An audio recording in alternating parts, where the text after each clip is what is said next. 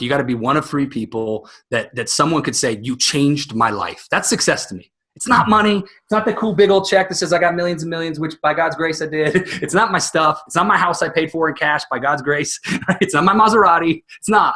I have those things because I freaking love them. I have my Taylor because I love a good sounding guitar.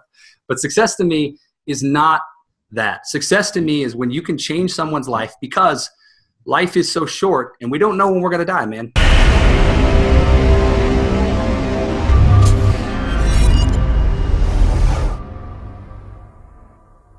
I'm the luckiest guy on the planet. I get to interview so many people from so many different walks of life. You know, The Unstoppables is about the success of people, their failures, their defining moments, and how they move forward in spite of what others would think are failures or setbacks. And today, my very special guest is going to bring it all the way from Salt Lake City, man. Here he is, Casey Kelly. Hey, man, what's up, man? Elvis is in the building. I mean, Casey's in the building. I got to say, if office background wins it, you won. But hey, man, I spent like 8 hours hanging each one of those perfect pictures. I had to screw them in the wall, and then I realized the best way to hang it was a push pin, because you could just organize a little bit. Instead of screwing every one, it was like, boop, realign, perfect. Casey, you know, I always look for common bonds with people, right? Yes. You got something on your desk. Why don't you tell people what that cup is that I was talking about, and then I'm going to show them what I have on. Yeah. So Superman's head. I like to drink out of Superman's head. It makes me feel super, right? So I got black coffee. What you got there, Bill? I got my cufflinks, my Batman cufflinks. So we were talking about channel your inner superhero. That's it, man. Channel your inner superhero. I want to dive into something, and then I want you to tell me and give me a 30,000-foot perspective of your story. But I'll tell you what I really appreciated about your background. You had so much talent that the company hired you, but they put you in the middle of a bullpen because they didn't want to expose the public to your tattoos. Yeah, man. Yeah. So tell me something. Tell me something. Are the tattoos an FU to the public, or is it just your expression and you're saying, you know, you either accept me or you don't? Do you want my mother's answer to what she thinks it is? You think's going to sell, man. So when I was 17 years old, I started getting tattooed. So I got my first tattoo, a little star here. I used to draw it on my wrist every day in high school. And my mom actually took me when I was 17 because she had to sign a waiver, right? And I remember my mom looked at me and said, okay, so tell me, kid, you get tattooed because you got vitiligo where your skin turns white in different spots. So I have like pigmentation colors. Am I trying to cover up my, was I trying to cover that up? I said, no. She said, well, are you trying to do it to an FU to the world? Because I'm punk rock. I grew up in the 60s, 70s. She said, she's like, I'm with you. Like, if you want to be rock and roll, I support you. I said, no, I really want to get tattoos for really one reason, because I like them for me, right? Because I don't want to live to just please other people. I'm not an anarchist. Right? And I'll go slow because I can puke on you, but I'm not an anarchist, but I really don't want to live just for other people's approval, because life is short. So if you don't like the way my skin looks, well, is that any different than discrimination for people who are colored skin? Right? It's the same. It's like, wait a minute, we're looking at the wrong side of the cover of the book. Years later, I realized, I think as I gone through kind of my own self-identity, I've realized I did it on purpose to weed out the people who weren't real. Right? Like subconsciously, where I was like, well, look, if you won't take the moment to look under the hood, then why do I want you to get into my sleeper car? Right? Like, why do I want to take you where we're going? So yeah, man, the bullpen proverbially, every job I ever had, they put me in the center of it, and I'd become number one in sales every single time. That wasn't an issue. But anytime they want to put me in person, they'd say, you don't fit the culture. And I'm like, well, let's jump back on something that you nailed. No pun intended, but you nailed this. So many of us seek approval from others and change our entire existence, not a life, around what others think. So I commend you. I'm going to high five you, give you a virtual high five. You have the freedom of expression, and you're willing to live on your terms, live your life on your terms. And you know what? Damn the torpedoes. I do responsibly. That is, but I do admire that. You're in the bullpen. It's a long way from the bullpen to the $20 million company you grew in iQue Repair. So take me from the bullpen, what you did, and how you got out of there to start your company. Yeah, man. So I thought that so let me take a little back, a little further, because I think it's important. So I grew up in a fairly broken home, got an amazing mom, love her with all my heart. My dad wasn't the best influence, and we all have our own stories, right? But for me, it started with not understanding my identity as a man, right? Or a boy wanting to find that identity in the world. So I began watching my favorite musicians, Elvis Presley, thus the red sparkly jackets, right? And the guitar. And the guitar back Love there. Me tender. Hey, love me tender. You know, it's that guitar back there is real. I use it. It's not just for show, right? I love music. Ukulele. Yeah, you got it. Come on, it's a Taylor. So, but I grew up worshiping in some ways these guys as the men I wanted to be like. You know, Mel Gibson and What Women Want, Elvis Presley, right? I see these James Dean, and so much like a young boy searching for that fulfillment, I started thinking like, I got to be famous. The only way I'm going to be okay in my life is if I'm a rock star, play rock and roll. That's part of the tattoos, right? So what bridges into that is I was in a genre to become the target demographic. And the target demo, if I was going to be the face of that, they're tattooed dudes, right? The singers of most of these bands had tattoos on their hands and their neck. And I went, oh, that's, you know, Travis Barker from Blink-182 said, you get tattoos to stop your jobs. Your ability to stop a job allows you to play music the rest of your life because it's all you can do. And I was but you're in the middle of a bullpen. Well, so here's the economics of it. So here's the economics of it all. Rock and roll leads me to a point where I'm pursuing that in my life. So I got really good at going on tour, thousands of kids at shows, which leads me to this bullpen because I start believing that being a rock star is nothing more than a facade because everybody around me, I start believing the lies that I shouldn't do what I want to do. I got to get a real job, work hard, and make hard calls and sales. So I'm sitting here in this bullpen. I'm making money. I'm not fulfilled because I have this ambition and desire to do more, to create and innovate. And I decide one day, this just isn't for me. So I walk up to my boss and I said, hey, man, I don't think it's working out. I don't think you're running your company well. And I honestly could do it a lot better. I was pretty arrogant. I was a dumb 20-ish-year-old kid. I said, I really was, in humility. Goes with the territory, baby. It does. And I was, what it's like.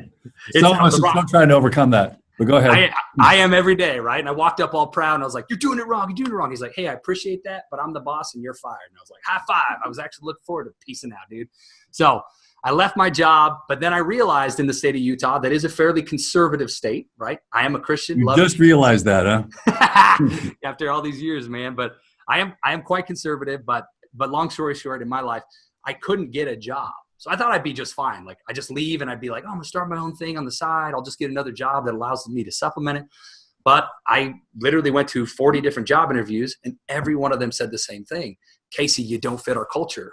I just kept thinking, okay, so if I don't fit your culture, where the hell do I fit?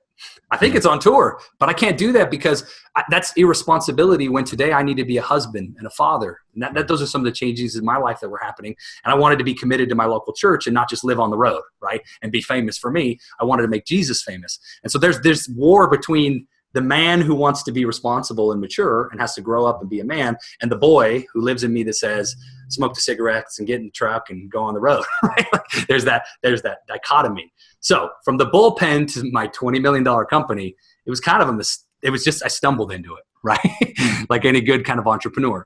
I couldn't get a job, and so I had only one option with a 5-month pregnant wife. I had to start something on my own, a culture that I could be accepted, tattoos or not. So that's how I got It's called Burning Your Boat in my book, Always Forward. Yes. You look back and there's just plumes of smoke. There's only one way. I'm going to give you something. When you were in the bullpen, all right, when you got the high five and you pieced out, you obviously have a good slice of ego. Yeah. But you got talent, my friend. So ego and talent is perceived as confidence, but ego without talent is always perceived as arrogance. So I'm going to give you that slice, that dichotomy, the difference, the distinction, because I think you have that talent that's going to support that ego. I appreciate that. What did iQue Repair do? Yeah. So iQue Repair started as it was a used car dealership for phones, right? So picture that. So we had sales, service, and protection of devices. In 2011, no one could fix your iPhone 3GS or iPhone 4, right? Mm-hmm. And now today, you're like, my phone breaks. What do? I'm going to go to Apple. I'm going to find a phone repair guy. He's going to come to You stick it in rice. Don't do that. It doesn't help. I promise. You stick it in rice and call me. Don't swim with it. That'll help. It's the prophylactic effect. Yeah, that's the best part. So we started with this repair focus, right? This retail repair, because there was a niche. Apple and them were not doing it. Billions of phones are in circulation and there's nobody doing it. So I see an opportunity in the market. Can't get a job, so I make my own. Tech is hip and tattooed, so I fit the culture in that world. People can't tell me I don't know how to fix their phone when I do in 15 minutes, right? And so there's the economics of this trust implicitly, no matter the demographic. So I found a vertical that I could fit the culture, right? So I started my first store. Because I had piss and vinegar, I actually didn't have very much acumen. I had grit, so plenty of grit and plenty of talent, but none of it was cultivated. There was really no education. Acumen is learned through failure. Okay, I appreciate that. You get a certain level of business acumen. It comes with wisdom. Wisdom is acquired, but it's acquired with part of your freaking skin. It's your soul, man. Well, so I mean, here's the thing. Some of my best friends have MBAs, and I hang out with them, and I learn from them. And as iron sharpens iron, another man sharpens another, right? And I hang out with them. I go, you just have you know how to articulate in terminology. I know how to knock the damn wall down and go to war. That's the only difference, is you know how to talk about it. I know how to do it. One's theory, the other's practice. Everything is, at the end of the day, it comes down to practice. You got to be. Well, it's symbiotic, though, right? Education is symbiotic. Absolutely. Well, it's not only symbiotic; it's the synthesis of two things. Obviously, when you have the book, you have some level of book smarts because you have a good vocabulary. So you are not only the symbiotic relationship where both sides are supporting, eating off, feeding off each other in a mutual support, but the synthesis of street smarts and book smarts is really I think the overriding value for someone who's willing to learn every day, the curious learner who can then apply that value for the betterment of the whole. So, well, I think it's where the knowledge and your feet meet the road, right? It's like, because for me, because it's part of my story. So I grew 7 stores in 15 months. That was my punchline, right? So you have too much energy. Sleep. You don't sleep. It's the coffee out of Superman's head, bro. Yeah, I will, man. I get light up. It's bulletproof Casey. That's what it's called. Bulletproof Casey. You don't do that bulletproof shit, do you? I'm gonna come across you on. Oh, good. I lost 45 pounds on keto. I do believe in that part of it, man. So, certain points you got to eat a carb, but I love my pizza. Don't worry. So I know we want to go to that. This is not a show about fitness, so right. So I grew from 1 store to 7 stores in 15 months. I get to this point where we've generated our first $1 million. I've hired 35 of my friends. I've learned how to start. Now I'm nailing and scaling. I'm like, how many of your friends have you had to fire? 20 of them. After I grew to 7. After I grew to 7. Don't hire friends and family. Yes. Lessons learned. Well, the friends and family, the economics of that is you have to treat them twice as hard as you treat everybody else, right? You have to legitimately treat them. That's right.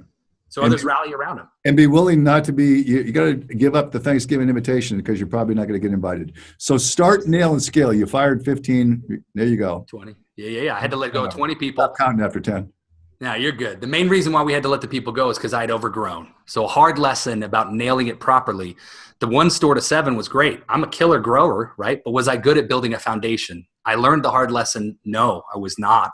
I had built the house out of sand and dust, and not out of fortified bricks, right? And so here we are looking phenomenal, right? One of my best partners that I've worked with, he always says to me, sales are vanity, margin is sanity, and cash is king. So he's like, Casey, you got killer sales. You're kicking butt. Of course you are. You're Casey Kelly, the Rocket. You sell anything. But it's vanity because you had 0 margin. You literally bought a lemon for $1. You sold it for $1. And now you're broke because you spent 6. And I went, oh, dude, it's the balance between generating sales and maintaining it. It's the make, manage, maintain. It's not just make it.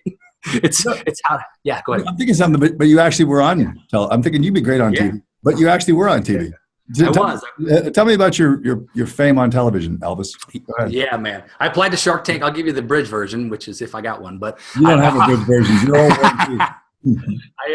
I went on I applied to Shark Tank 6 years in a row, right? 6 seasons in a row. I made it all the way to the producers. I met the ABC, the CNBC producers. I sat down with them. They said, we love you. We were hesitant at first. Again, even the tattoos, that was part of the concern early on in Shark Tank days. The business model was unclear because it's Apple oriented. So they were nervous about putting Apple on TV. And I was like, I'm kicking ass, right? So why not use me? But long story short, I didn't make it to Shark Tank because when they told me no 6 times, I found Mark Cuban's phone number and Damon John and called them. And so by proxy, because I'm a hustler and I got sick of them telling me I couldn't talk to Shark Tank guys or couldn't meet them, I called them. And because they knew who I was and I'd had advice or information from them, it's against the show's rules. If you go on. 2 questions. How many times did you call each and who answered first? Mark Cuban replied to an email first. Because in his book, he said, if you email me and say something good, I'll get back to you. I blew him up until he replied. He replied first, but then he replied with his phone number. And then I called Mark. I've spoke to Mark 15 times, probably over 4 years. And he saved me probably from 50,000 mistakes in 10-minute bursts. Okay, here's a lesson. A lesson for the viewer. Casey did his homework, Yes. found out what and found a way into the buyer, and then brought some value behind it. That's a great takeaway. Amen. You got me on TV now. I want to see your little back this point. So Shark Tank, I didn't make Shark Tank. And so they turned to me and they said, but we have another show called the West Texas Investors Club. And I said, okay, sounds interesting. They're like, it's a subset show we produce. It's got two dudes in boots, not in suits. They drink Miller Lite and you pitch the business to them just like Shark Tank. It's the same thing. I thought, okay, this is going to be Honey Boo Boo or like some Duck Dynasty show. Like I start freaking out in my mind. But the thing that hooked me is they said, you'll have an 18 to 20 minute segment, not 4 or 5. I'm like, okay, so it's more about story. 2, it's also about people, not about the paper. I said, well, what do you mean? They said, they care more about the heart and the person behind the business than they do about the money. I went, wait, that's me actually. I get it. Business is about making dead presidents on trees because we need money, but it's also about the men who run the engine and whose souls who are affected by those dead presidents, right? And so for me, I love the idea. So punchline, here's my TV spot. CNBC, I went on West Texas Investors Club. It was the #1 rated episode. It's episode 9 of their first season. I had like 7.8 million views the first night, of course. And then the second, in humility, I'm just saying I'm a train wreck. People like to watch me. And so I had 7 million people watch. Rooster and Butch, they're my good friends. Rooster, his brother's Matthew McConaughey, the actor. And so I think the weirdest thing for me ever was when he showed up.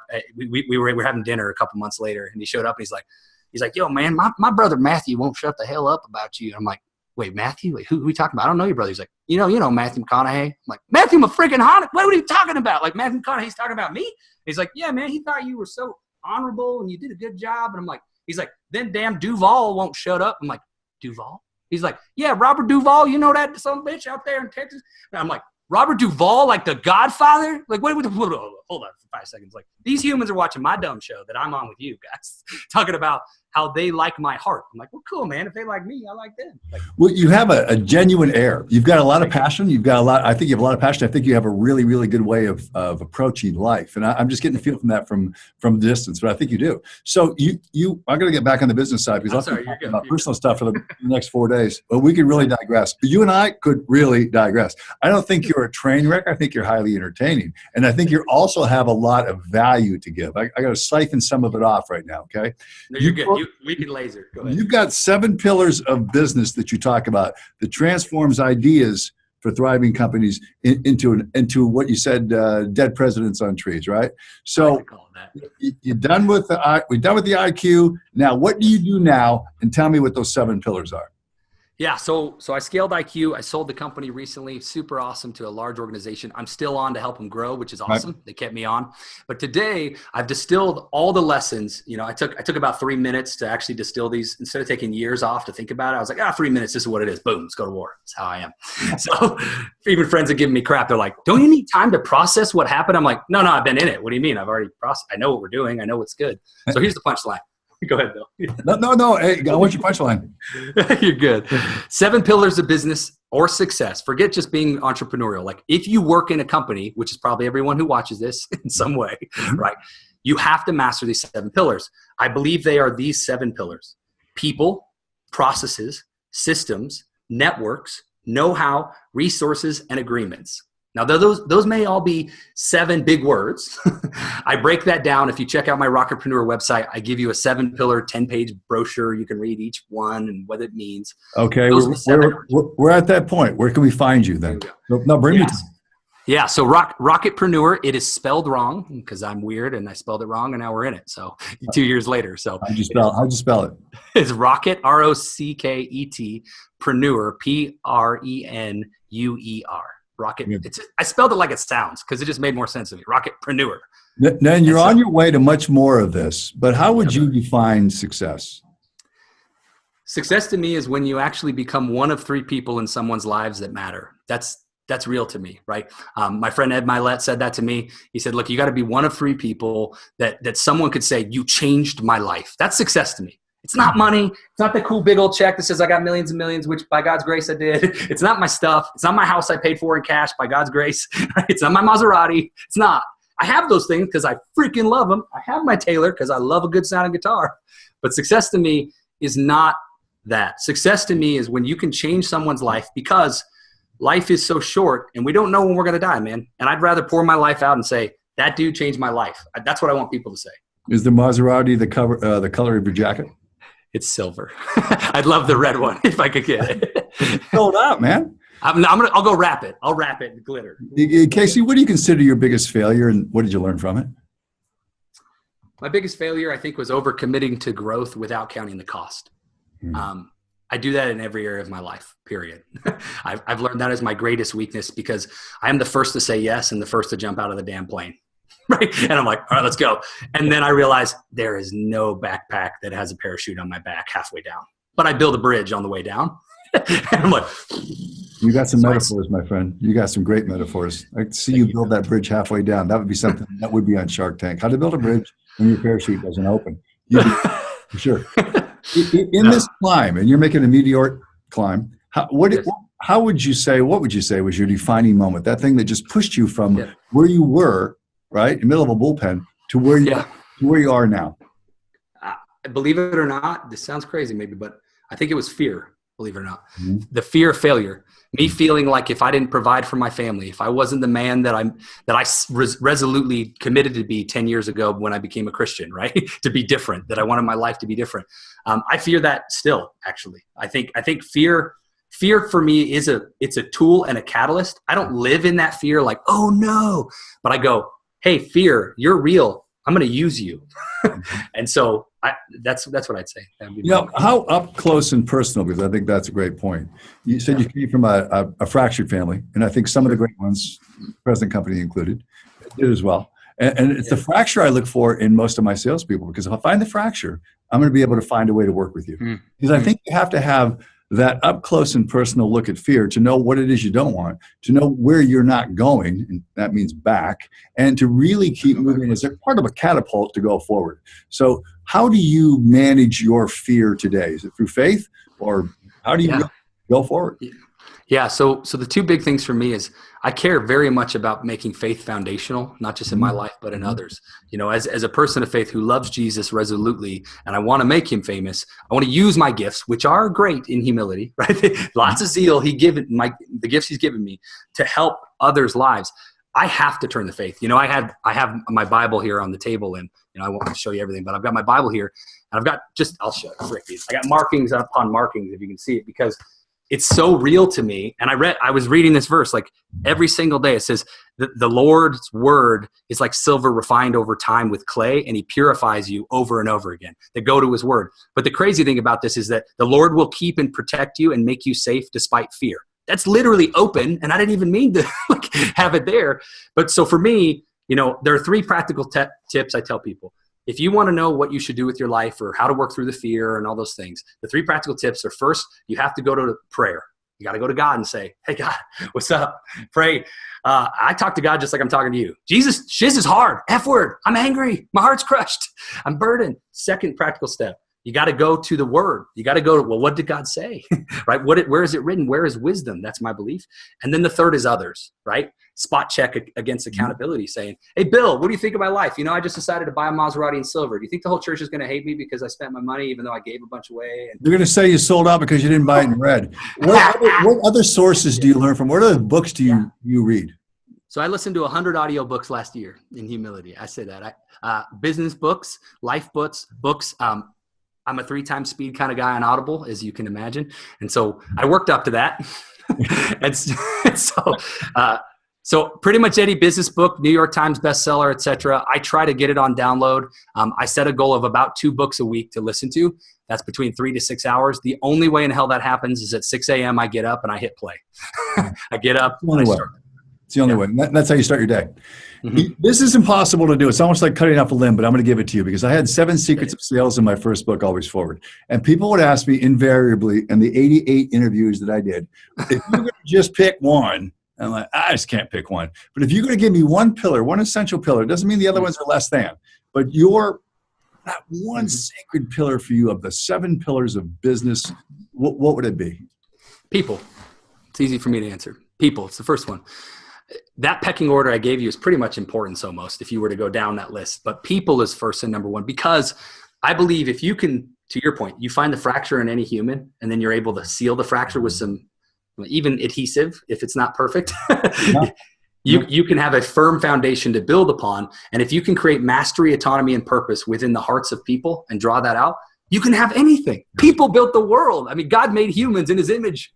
We matter most. He's Casey Kelly, and he is here to serve people. He knows how to knock the damn door down and go to war. He's going to jump out of a plane, doesn't need a parachute because he's going to build a bridge, and he uses fear as a catalyst and a tool to move forward. Man, it's fun having you on. I got 2 more big ones for you. You ready for this one? Yes, I'm ready, man. Really ready for this? If you close out 18, now you're 19, you're celebrating, you're playing your guitar, you're looking back. What made 2018 successful for Casey Kelly? Whew.